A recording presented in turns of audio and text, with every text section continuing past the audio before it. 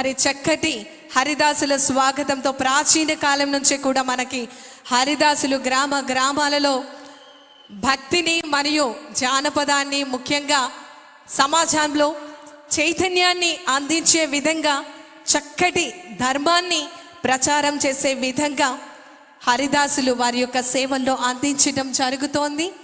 మరి గౌరవ ఉప ముఖ్యమంత్రి వర్యులు వారితో నేరుగా పాల్గొనటం జరుగుతోంది. సాంస్కృతిక కార్యక్రమాలలో ఈరోజు సంక్రాంతి మనకి మన కుటుంబ సభ్యులందరికీ కూడా మరుపురాని సంక్రాంతిగా, మనం ఎప్పుడు కూడా మరిచిపోలేని సంక్రాంతిగా మనం అందరం కూడా గుర్తుంచుకునే విధంగా జీవితంలో ఈ 2026వ సంవత్సరం సంక్రాంతి సంబరాలు ప్రతి కుటుంబ సభ్యులకు, ప్రతి మన పిఠాపురం నియోజకవర్గ ప్రజలందరికీ కూడా గుర్తుంటుంది. చరిత్రలో చిరస్థాయిగా తరతరాలు చెప్పుకునే విధంగా మన పిఠాపురం నియోజకవర్గంలో సంక్రాంతి సంబరాలు, ఉత్సవ వేడుకలు జరుగుతూ ఉన్నాయి. ఈనాటి కార్యక్రమానికి విచ్చేయబోతున్నారు మన ఆంధ్రప్రదేశ్ రాష్ట్ర గౌరవ ఉప ముఖ్యమంత్రి వర్యులు గౌరవనీయులు కొనిదెల పవన్ కళ్యాణ్ గారు.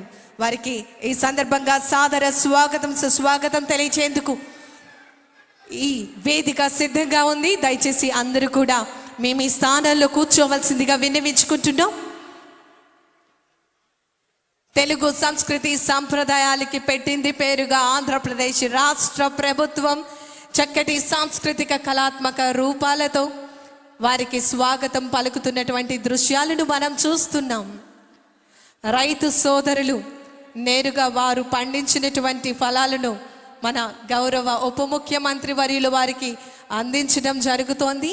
దానికి సంబంధించినటువంటి సమాచారాన్ని వారికి తెలియచేయడం జరుగుతోంది. ఎస్, మీరందరూ కూడా ఎదురు చూస్తున్నటువంటి ఆ క్షణము వచ్చేసింది.